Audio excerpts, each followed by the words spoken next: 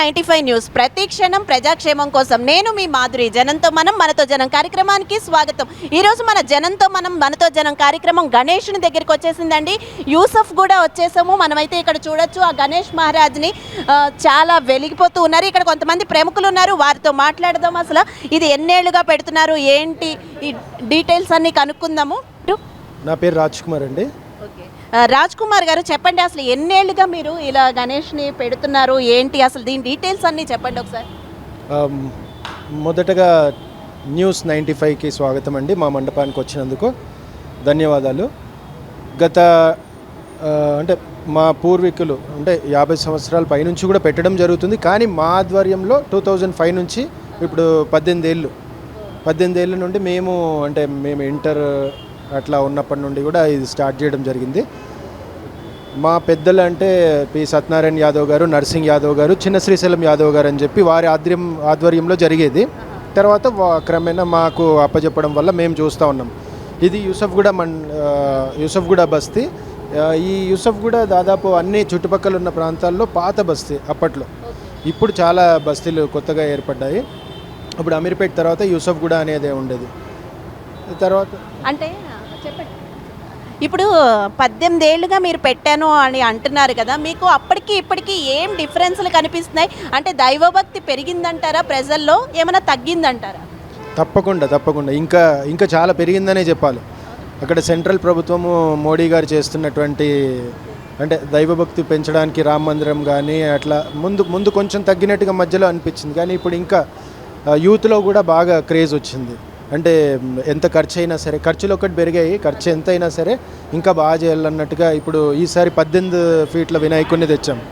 ఎప్పుడు 15 ఫీట్లు, అంటే 10, 11, 12 అలా పెరుగుతూ ఇప్పుడు 18 ఫీట్ల వరకు వచ్చింది. అసలు ఇక్కడ ఎంతమంది జనం వస్తూ ఉంటారండి? పొద్దున్న సాయంత్రం ఎంతమంది భక్తులు వస్తారు? అంటే పెట్టిన రోజుతో కంపేర్ చేసుకుంటే దాదాపు పెరుగుతూ ఉంటారండి. పెట్టినప్పుడు ఒక 200-300 నుంచి, అంటే ఫస్ట్ డే పూజకు చాలామంది వస్తారు. మళ్ళీ సాయంత్రం పూజ ఎలా ఉంటుందో కొందరు ప్రముఖులు అందరూ వస్తూ పూజలు చేయించుకోవడానికి వస్తారు.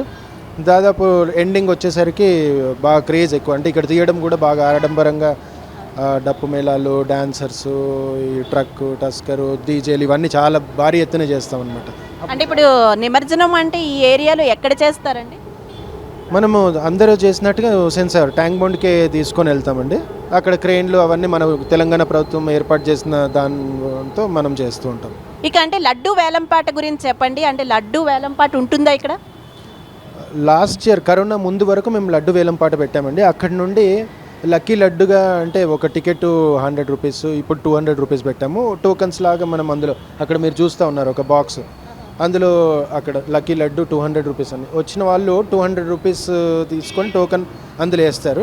ఆ లాస్ట్ డే మాకు ప్రముఖులు శ్రీశైలం యాదవ్ గారు, ఇక్కడ బస్తీ పెద్దలు, ఆయన చేతుల మీదుగా తీయిస్తామన్నమాట. ఎవరికి వస్తే వాళ్ళతో ఊరేగింపుగా గుడి చుట్టూ ప్రదక్షిణాలు ఒక 5 ప్రదక్షిణాలు చేసి, అంతేగాని వేలంపాట్ల ఏం లేదన్నమాట. లడ్డూస్ ఈ 200 అంటే తీయడం అంతే, లక్కీ డిప్ తీసి వేస్తారు, అదే కదా. అది ఈ కోవిడ్ తర్వాత అలా చేస్తున్నాం. అంటే ఒక 3 ఇయర్స్ నుంచి ఇలా చేస్తున్నాం. అంతకుముందు అంతా ఆప్షన్ ఉండేది. చాలామంది పాల్గొనే వాళ్ళు. అంటే ఇప్పుడు మీరు అప్పుడు చాలా డబ్బులు వస్తాయి కదా జనరల్గా, అవన్నీ ఏం చేస్తుంటారు? ఎలా కాదు అన్నీ మళ్ళీ ఖర్చు పెడతారా నెక్స్ట్ ఇయర్కి? ఎలా ప్లాన్ చేసుకుంటారు అసలు? అవునవును. అంటే ఇప్పుడు మీరు చూస్తూ ఉన్నారు, ఇంత పెద్ద మండపం, ఇంత పెద్ద వినాయకుడు అంటే మాకు ఒక 6-7 lakhs వరకు ఖర్చు ఉంటుంది. ప్రసాదాలు కానీ, పూజలు కానీ, వినాయకుడు కానీ.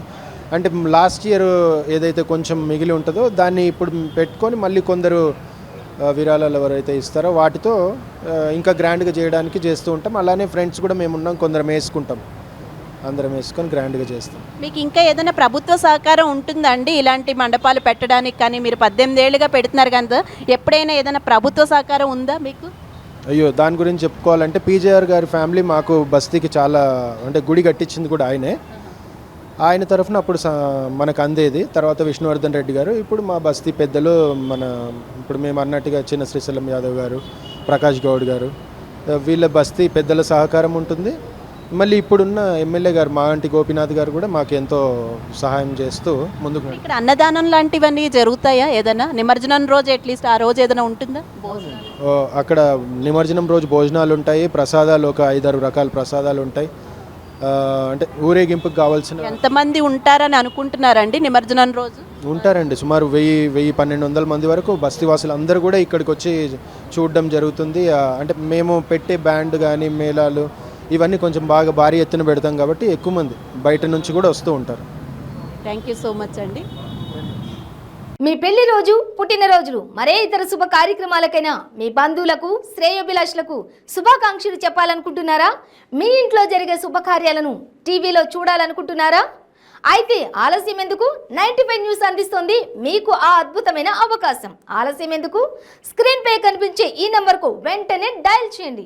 మీరు చెప్పే శుభాకాంక్షలు ప్రత్యక్ష ప్రసారంలో చూడండి. మీరు డయల్ చేయవలసిన నంబర్ 9912696750.